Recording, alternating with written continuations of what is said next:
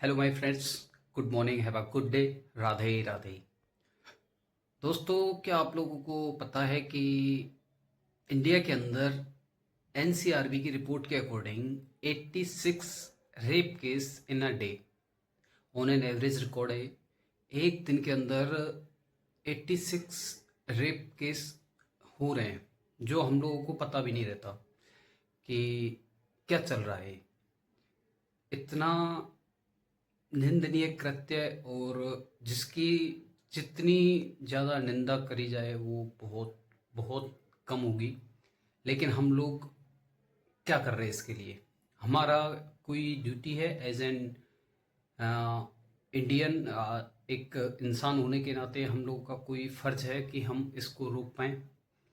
हम एक इंसान होने के नाते हम क्या कर पा रहे हैं इन चीज़ों के लिए? कुछ निदान, कुछ सॉल्यूशन, कुछ सोचा है क्या? ये सब चीज़ें सिर्फ गवर्नमेंट का ही ठेका है? अब बात करते हैं, क्राइम होते क्यों हैं? क्राइम जन्म क्यों लेता है? हर इंसान, कोई भी बच्चा होगा, कोई भी इंसान होगा, उसका लाइफ में एक क्राइम तो फर्स्ट टाइम स्टार्ट जब भी होता है वो फर्स्ट ही होता है उसके लिए। उसको इस चीज़ को करने का मोटिवेशन कहाँ से मिला? क्यों ये सब चीज़ें हो रही है? इसके बारे में कभी गौर किया है? लोग क्राइम होने के बाद हर कोई डिस्कशन करता है कि ये इतना बुरा हुआ, इतना ये हुआ, अ, इतना कुकृत्य, ये इतनी अशोभनीय ये चीज़ जो भी हुई, ये इसके पीछे का कारण जानने की कोशिश करिए, क्यों हुई?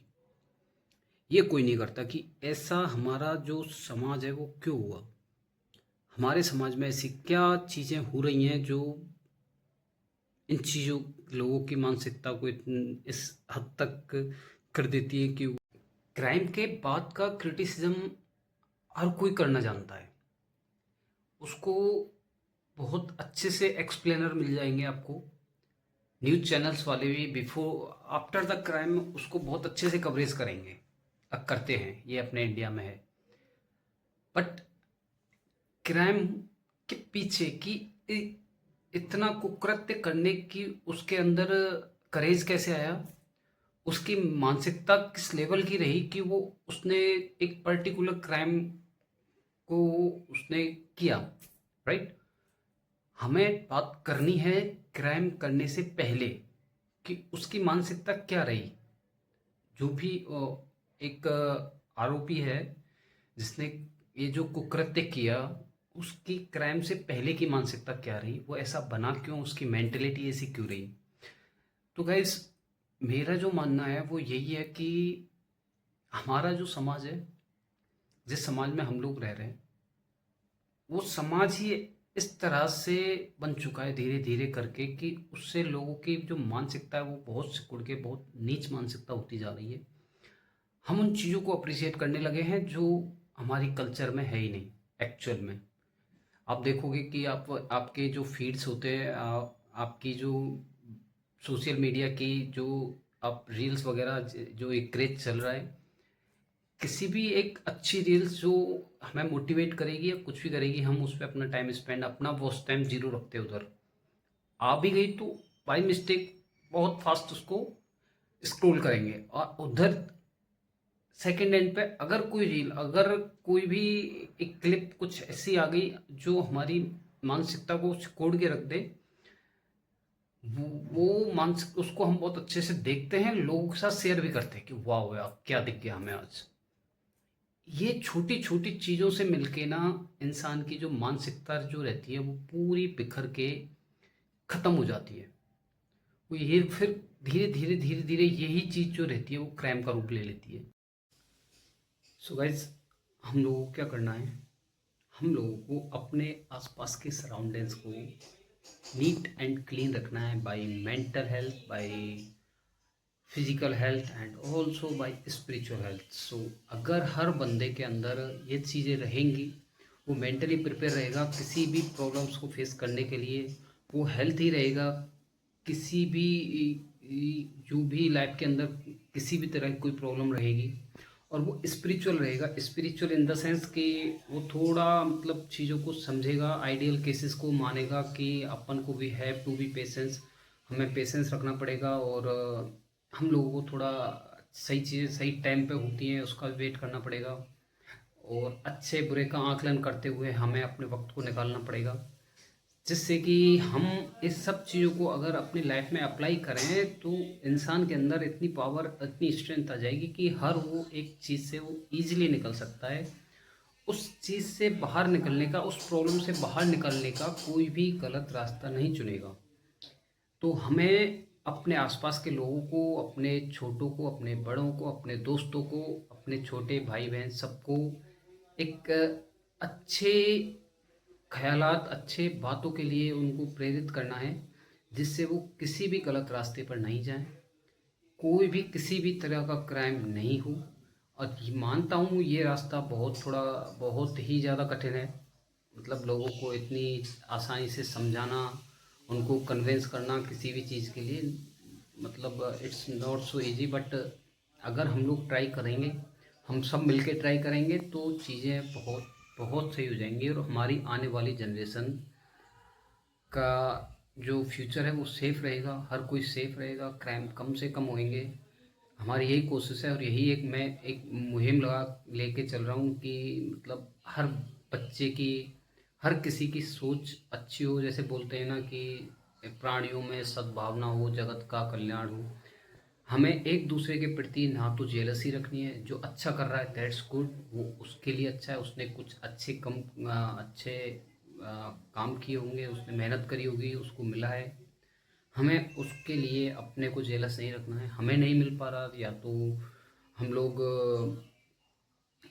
उतना हार्ड वर्क नहीं कर पा रहे, और या फिर हमारे अंदर अभी हमारा वक्त नहीं हुआ है वो सही टाइम पे हमारे साथ भी, अगर हम सही दिशा में काम कर रहे हैं तो हमारे साथ भी सही चीज़ें होंगी।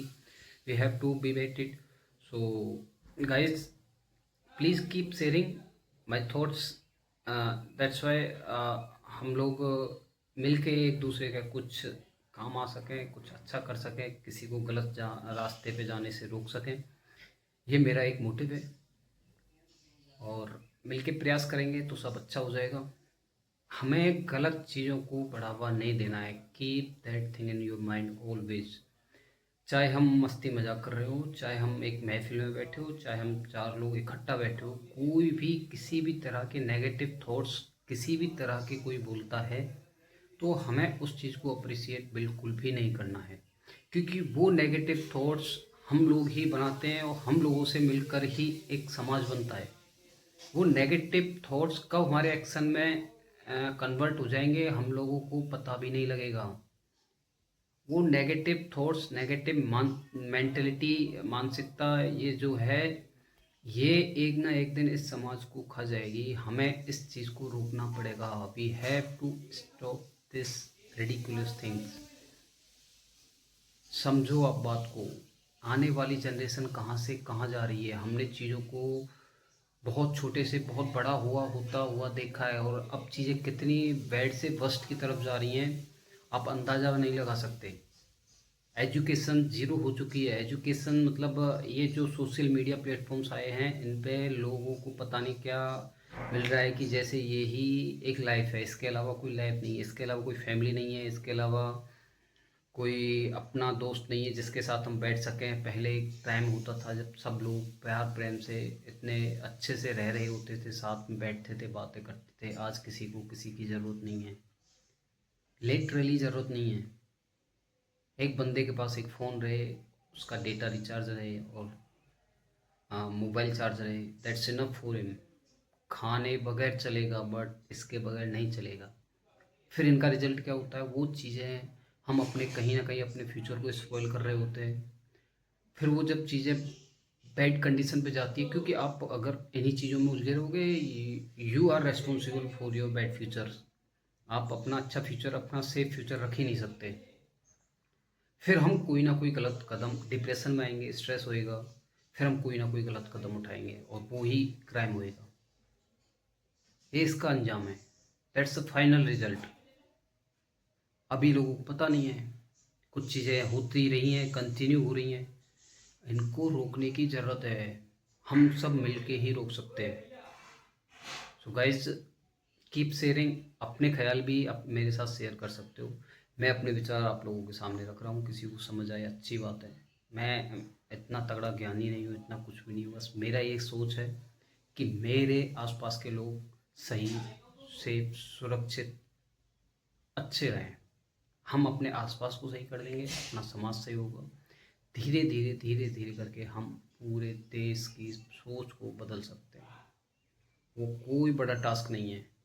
एक टीम मिलके बहुत कुछ कर सकती है। एक बंदे के विचारों से प्रभावित होकर बहुत सारे लोग बदल सकते हैं। ये हमने देखा है, ये होता आया है, ये अपना कल्चर में है। ये चीज़ें हम कर सकते हैं। We guys can do it. So please please stop the bad things, appreciations, अश्लीलता, है ना, अ, किसी को लेके गलत सोचना, गलत बोलना, ये जो अपनी नैरो माइंडेड सोच है ना, इसको बदलना पड़ेगा गाइस। इसको नहीं बदलोगे तो आज जो घटना हम औरों के साथ देख रहे हैं वो हमारे साथ होने में समय नहीं लगेगा, बिल्कुल भी नहीं लगेगा। अब नहीं तो कुछ सालों बाद कहीं ना कहीं कोई अपने जानने वाला या कोई अपना उस चीज़ को अंजाम देगा जो हमने एक्सपेक्ट नहीं करी होगी। तब हमें रियलाइज़ होगा कि हम वक्त रहते खुद को समझा पाते, लोगों को कन्विंस कर पाते, या मैं अपने ख्यालों को लोगों के सामने रखता तो शायद हो सकता है लोग सही राह पे होते। So thank you guys, to be continued. मिलते हैं नेक्स्ट।